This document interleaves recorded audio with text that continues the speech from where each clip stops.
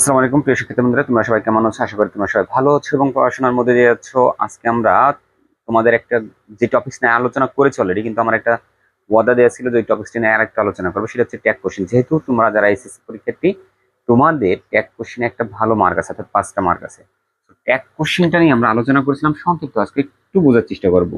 Tag question নিয়ে আমরা আলোচনা করেছিলাম, এটা ট্যাগের টু ক্লাস, 2 নম্বর ক্লাস। ট্যাগ কোশ্চেন মানে জুড়ে দেওয়া। তাহলে এইখানে হচ্ছিল জুড়ে দেওয়া প্রশ্ন, অর্থাৎ আমরা বলেছিলাম এটা আজকে আমরা একটু দেখাবো present indefinite tense. Present indefinite টেন্সে যদি অক্সিলারি ভার্ব ছাড়া থাকে, যেমন হচ্ছে এখানে থাকবে subject plus V1 plus object. এটা হচ্ছে প্রেজেন্ট ইনডিফিনিট টেন্সের অক্সিলারি ভার্ব। এটা আমরা একটা উদাহরণ দেখি। এখানে ভি1 ছিল, এখানে সিঙ্গুলার হতে পারে ভার্বের সাথে, যেমন হচ্ছিল রানা, রানা হেল্পস দা পোর। রানা গরিবদের সাথে করে, তার মানে এখানে এজ যোগ হয়েছে, তার মানে এজ যোগ হলে আমরা অবশ্যই মাথায় আনতে হবে শুরুতে ডাজেন্ট আনতে হবে।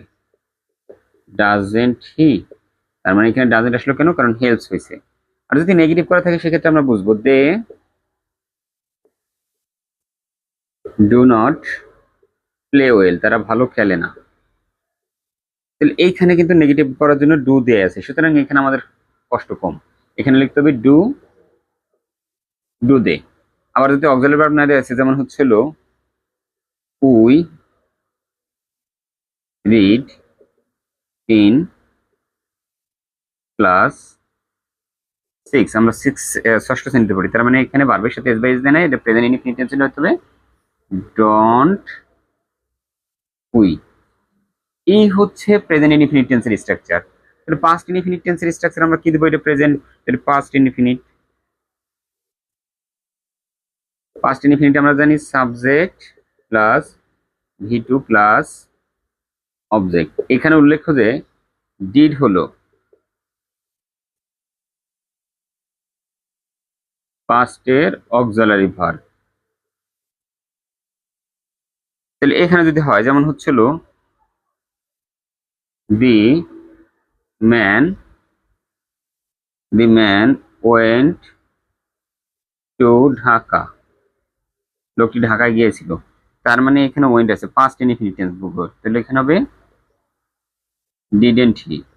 আর যদি এটা নেগেটিভ করে থাকে তাহলে আমরা বুঝবোই। এই হচ্ছে দুইটা টেন্সের ভিতরে একটু বোঝা, এটা থেকে যেহেতু আসে এই দুইটা একটু ভালো করে বুঝতে হবে।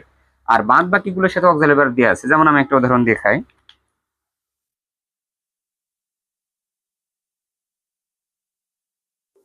যেমন হচ্ছে আমরা যদি প্রেজেন্ট কন্টিনিউয়াস টেন্স দেখুন, ছিল আই অ্যাম রিডিং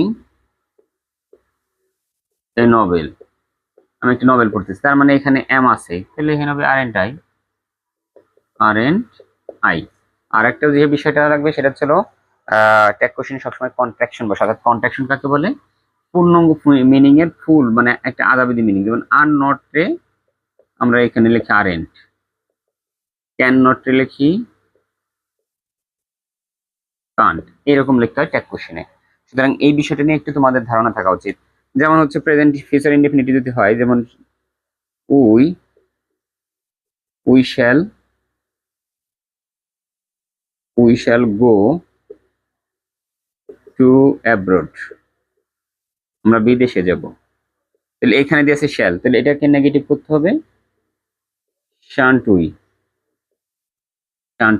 এইটাই, তার মানে ট্যাগ কোশ্চেন করা একদম ইজি। এটা ছিল এতটাই ইজি যে তোমরা সহজে বুঝতে পারবে, অক্সিলারি ভার্বটা ধরতে পারলেই খেলে হবে।